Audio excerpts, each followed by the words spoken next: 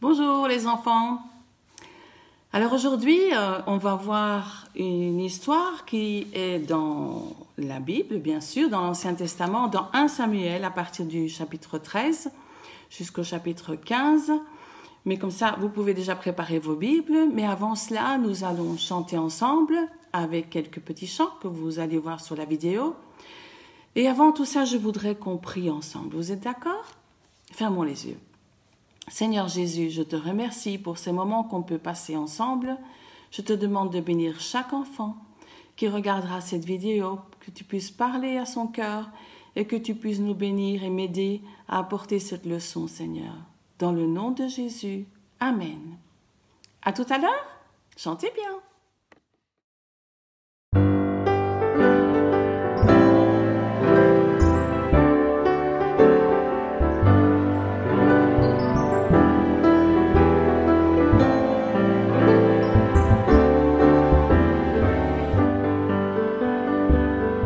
As-tu jamais parlé à ton Dieu, lui demandant d'être ton ami?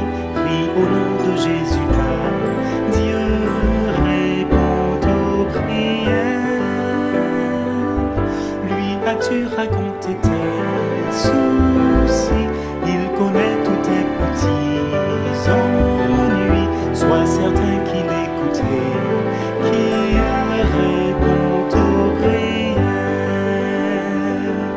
Tu peux lui murmurer tes prières, tu peux pleurer les genoux à terre, pas même besoin de parler.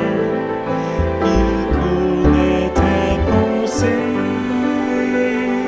Sur une haute montagne, il est là, dans la vallée, il entend ta voix. Où que tu sois sur la terre, il est toujours ton Père.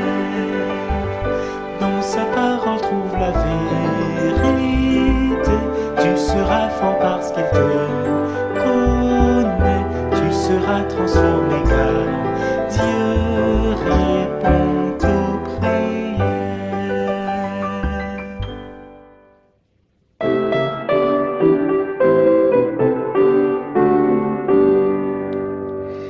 Notre Dieu est capable de nous délivrer. Notre Dieu est capable de nous délivrer de la fournaise ardente, de la force au lion. C'est dans le Tout-Puissant que nous nous confions. Notre Dieu est capable de nous délivrer. Notre Dieu est capable de nous délivrer de la fournaise ardente,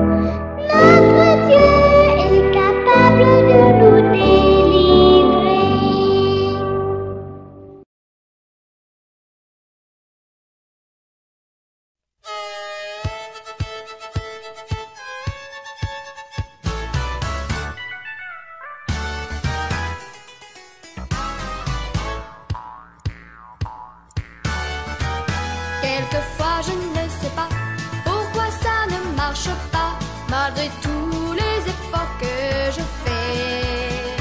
Mais alors je me rappelle, j'ai un ami dans le ciel, et avec lui j'y arriverai. Je ferai comme il veut, c'est ce qu'il y a de mieux. Je ferai comme il veut, c'est ce qu'il y a de mieux. Dans tous mes petits problèmes, je peux me confier en Dieu. Il s'occupera du reste si je fais comme il veut. Souvent je ne comprends pas pourquoi je dois passer par là, mais je sais qu'il a ses raisons. Et si parfois ça ne va pas, je n'ai qu'à écouter sa voix. Il a toujours la solution. Je ferai comme il veut, c'est ce qu'il y a de mieux. Je ferai comme il veut, c'est ce qu'il y a de mieux. Dans tous mes petits problèmes, je peux me confier en Dieu. Il s'occupera du reste si je fais comme il veut. Je ferai comme il veut, c'est ce qu'il y a de mieux. Je ferai comme il veut, c'est ce qu'il y a de mieux. Dans tous mes petits problèmes, je peux me confier en Dieu. Il s'occupera du reste si je fais comme il veut. Je ferai comme il veut, c'est ce qu'il y a de mieux. Je ferai comme il veut, c'est ce qu'il y a de mieux. Dans tous mes petits problèmes, je peux me confier en Dieu. Il s'occupera du reste si je fais comme il veut. Il s'occupera du reste si je fais comme il veut.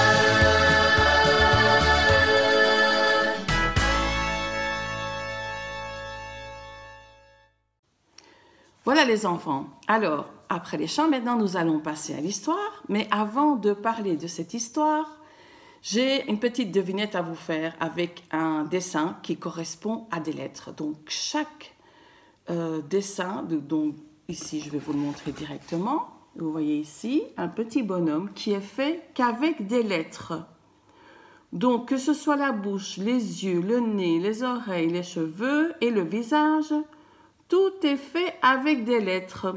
Regardez bien, quelles lettres vous voyez? Le tour du visage, c'est facile, c'est un visage rond, c'est la lettre O. Et puis, les yeux, ben, il y en a deux. Donc, si on regarde la lettre dans l'autre sens, ça fait un B. Après, les cheveux, c'est deux E. Donc, c'est que dans le mot que je vais vous faire deviner, il y a deux E. Les oreilles, ce sont deux S. Alors, la bouche, c'est quoi? C'est un demi-cercle. C'est quoi? Un C. Le nez, ça c'est facile. C'est un I. Alors, qu'est-ce qu'il y a dans les yeux? Il y a un A et ce que vous voyez à l'envers, c'est un N. Bravo!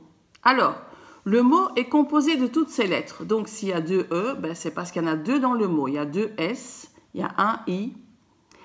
Et je vais vous donner les deux premières lettres. Et c'est un mot que vous devez trouver, ce n'est pas un verbe. Hein? Donc, la première lettre, c'est le O. La deuxième lettre, c'est un B. La troisième lettre, c'est un E. Et puis, je suis sûre qu'il y en a qui ont déjà trouvé. O, B. Et si on mettait le nez, ça ferait quoi? O, B, I, 2 S, sens. Bravo pour ceux qui ont trouvé. Alors aujourd'hui, on va voir un texte qui parle de l'obéissance. Ah ah! Qu'est-ce que ça veut dire obéir? Vous savez ce que c'est? Je suis sûre qu'on vous dit souvent ce qu'il faut faire, qu'il faut obéir. Obéir, c'est écouter, c'est faire ce qu'on nous demande de faire et pas le contraire. Si par exemple, maman qui nous dit Antoinette, fais tes devoirs, et vous allez dire oui, oui, mais Antoinette reste devant la télévision. Alors, est-ce qu'elle obéit? Ah ben non, elle n'obéit pas. Mais donc, si elle dit oui, oui, et qu'elle le fait, là, elle obéit, parce qu'il ne suffit pas de le dire, il faut obéir et le faire. Donc, maman dit, Antoinette, fais tes devoirs, il est déjà telle heure. Après, on va manger, dépêche-toi. Oui, oui, maman, je vais le faire. Et voilà qu'elle s'installe et elle commence à faire ses devoirs. Là, Antoinette a respecté l'obéissance avec sa maman. Et donc, elle obéit. Et donc, vous avez trouvé le mot mystérieux. À qui est-ce qu'on doit obéir? Ben, aux parents. Quoi encore? Professeurs, aux grands-parents, mais à qui surtout? Et par-dessus tout, à Dieu. Ça, pour Dieu, c'est très important.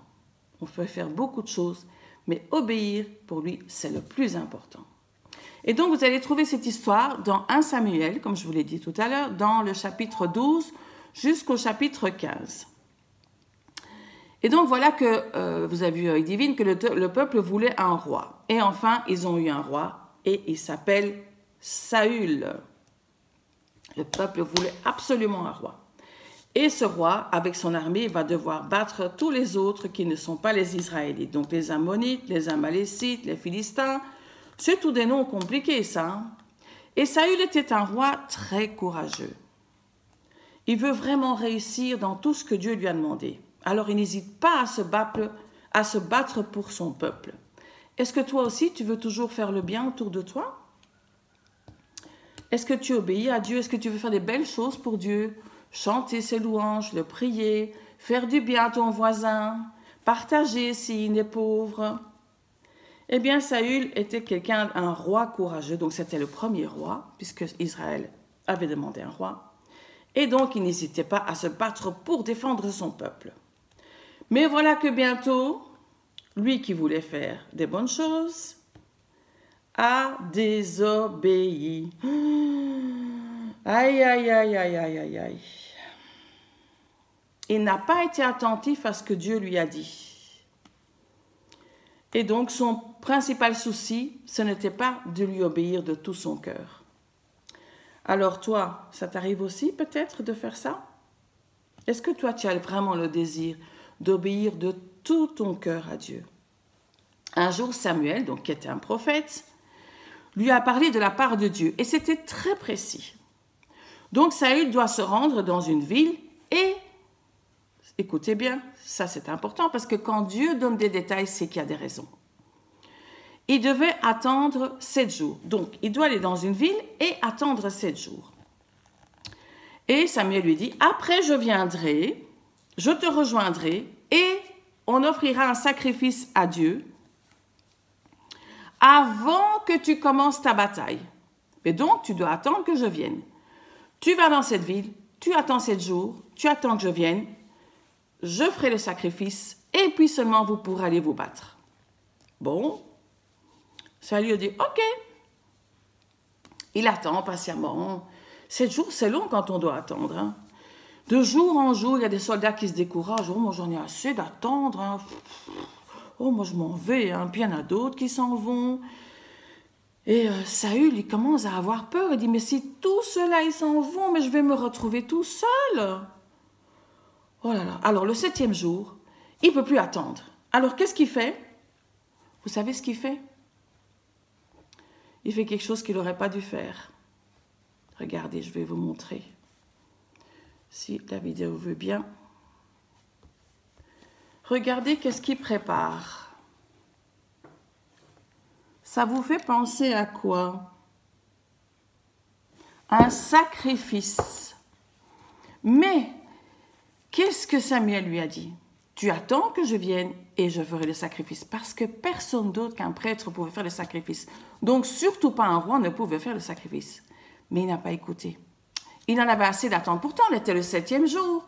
Il n'avait peut-être plus que quelques heures ou quelques minutes à attendre. Non, il n'a pas voulu attendre. Donc, il a préparé tout ce qu'il fallait pour faire un sacrifice avant que Samuel arrive. Et il a offert lui-même le sacrifice alors qu'il n'avait pas le droit. Et il a à peine terminé son sacrifice, qui arrive?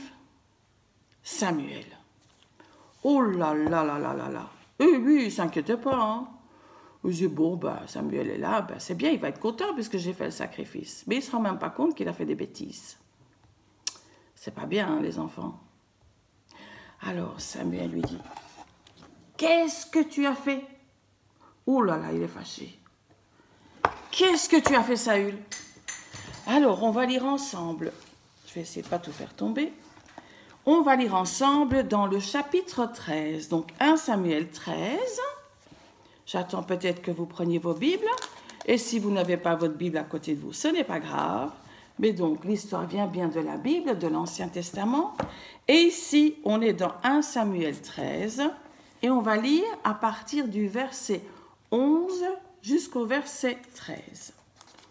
Donc, Samuel, 1 Samuel, hein, pas le deuxième livre, le premier livre de Samuel, chapitre 13, verset 11. Samuel lui dit, « Qu'est-ce que tu as fait là ?» Saül répond, « J'ai vu que les soldats m'abandonnaient et qu'ils partaient de tous côtés. Toi-même, tu n'es pas venu au rendez-vous. » Vous voyez? Encore un peu, ce sera la faute de Samuel. Hein? Toi-même, tu n'es pas venu au rendez-vous au moment fixé. Et les Philistins se sont rassemblés à Michmas. Je me suis dit, maintenant, les Philistins vont venir nous attaquer. Et je n'ai rien fait pour obtenir la faveur du Seigneur. C'est pourquoi j'ai décidé d'offrir moi-même le sacrifice complet. Vous vous rendez compte? Il croit que c'est bien, lui. Samuel dit à Saül, « Tu as agi comme un fou. Tu n'as pas obéi au commandement que le Seigneur ton Dieu t'a donné. Si tu l'avais fait, le Seigneur aurait permis que pour toujours, quelqu'un de ta famille soit roi en Israël. Mais maintenant, tu ne pourras pas rester roi. » Ah là là là là là là, vous vous rendez compte, il a fait quelque chose de grave. Hein? Il n'a pas obéi. Et donc, ça commence bien.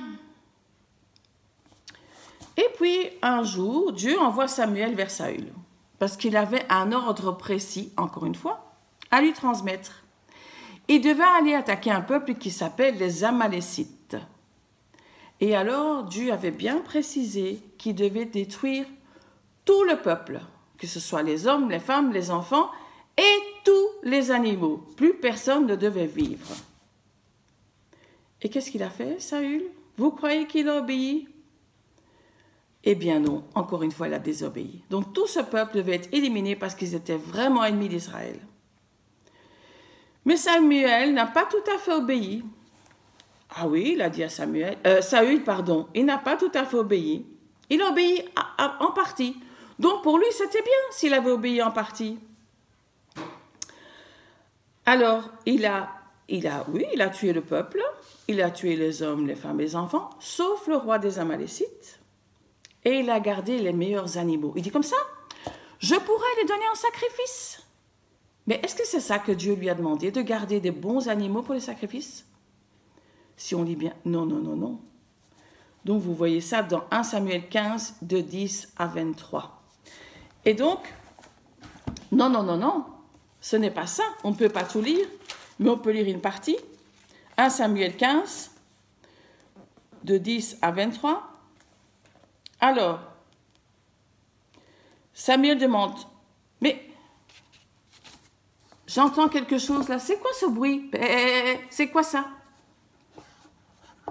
Ben regardez, qu'est-ce qui se retourne et qu'est-ce qu'il voit? Des beaux bœufs et des moutons sans tache, des bêtes qui sont belles et pures.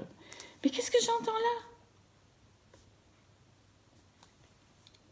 Le peuple a gardé les plus beaux moutons et les bœufs les plus gros pour les offrir en sacrifice au Seigneur. Tout le reste, on a détruit. T'inquiète, Samuel, on a détruit tout le reste. Mais est-ce que c'est ça que Dieu avait demandé? Eh bien non. Donc si on obéit à moitié, ça sert à quoi? Il faut obéir entièrement. Donc Samuel dit à Saül, arrête maintenant. Je vais t'annoncer ce que le Seigneur m'a dit cette nuit. Saül lui dit, parle. Samuel dit, avant tu ne croyais pas que tu étais quelqu'un d'important. Pourtant tu es devenu le chef des tribus d'Israël. C'est le Seigneur qui t'a consacré comme roi d'Israël. Le Seigneur t'a montré le chemin à suivre. Il t'a dit, va, tu feras mourir ces Amalécites pécheurs, tu les tueras tous. Tu n'as pas obéi encore une fois au Seigneur. Et pourquoi donc? Tu as pris leur richesse et tu as fait ce qui est mal aux yeux du Seigneur. Pourquoi? Saül répond à Samuel, mais j'ai obéi à l'ordre du Seigneur. Ah oui? Je suis allé là où il m'a envoyé. J'ai fait mourir tous les Amalécites, sauf Agag le roi, je l'ai ramené ici. Mes soldats ont choisi les plus beaux moutons, les bœufs et les plus gros parmi ceux qui devaient être détruits, mais c'est pour les offrir en sacrifice au Seigneur ton Dieu. Alors Samuel dit, qu'est-ce que le Seigneur aime mieux? L'obéissance à la parole ou bien les sacrifices d'animaux? L'obéissance vaut mieux que les sacrifices des animaux, même les plus gros. Oui, refuser d'obéir, écoutez bien, refuser d'obéir, c'est aussi grave que de consulter des divins. Donc, c'est d'aller voir le mal. Mais il n'a rien compris, Saül. Il devait obéir entièrement. Est-ce que ça vous arrive de désobéir et de donner des excuses? Par exemple, je ne sais pas, vous avez fait une bêtise, vous dites « Ah oui, mais c'est mon petit frère Pierre qui m'a dit de faire ça, alors c'est de sa faute parce que c'est lui qui m'a dit de le faire. » Et qu'est-ce qu'il va dire maman ou papa? Mais c'est pas lui qui a fait la bêtise, c'est toi. Tu n'avais pas besoin d'écouter ce qu'il t'avait dit. Hein? Qu'est-ce que tu dois écouter? Ce que maman te dit. Et ce que le Seigneur te dit. Mais si ton petit frère te dit de faire des bêtises, est-ce que tu dois l'écouter? Mais je ne pense pas. Si tu appartiens au Seigneur, tu dois savoir qu'il s'attend à ce que tu lui obéis de tout ton cœur. Et à maman aussi. Parce que ça fera plaisir au Seigneur. Le Seigneur est heureux des belles actions que tu fais pour lui. Ça, c'est vrai. Mais ce qui prouve que tu l'aimes, c'est vraiment que tu le respectes et c'est que tu lui obéisses. On va prier ensemble? OK? Alors, Seigneur, je te remercie pour cette histoire qui me rappelle combien il est important d'obéir. C'est vrai que c'est bien de faire des belles choses, d'aimer mon prochain, de l'aider. Mais si je ne t'obéis pas quand tu me demandes quelque chose, ça ne sert à rien de faire toutes ces choses. Seigneur, je te demande vraiment de m'aider à obéir, que ce soit à mes parents, à mes professeurs, mais surtout à toi, Seigneur. Et comment savoir comment obéir? En lisant ta parole et en te priant. Seigneur, aide-moi à t'obéir toujours mieux chaque jour. Dans le nom de Jésus. Amen. Alors je te dis à la prochaine fois et sois béni, toi et toute ta famille. Et je t'espère à très bientôt. Ciao, ciao. Gros bisous.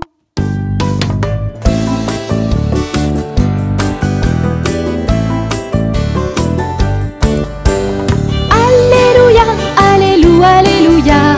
Allé, alléluia. Alléluia, alléluia, alléluia. Allé, alléluia. Alléluia, alléluia, alléluia. Allé, alléluia. Alléluia, alléluia, alléluia. Allé, alléluia. Je fais silence au-dedans de moi. Je m'arrête pour écouter ta voix. Ta parole est comme un grand cadeau qui me fait grandir plus haut. Alléluia, alléluia, alléluia. Allé, alléluia.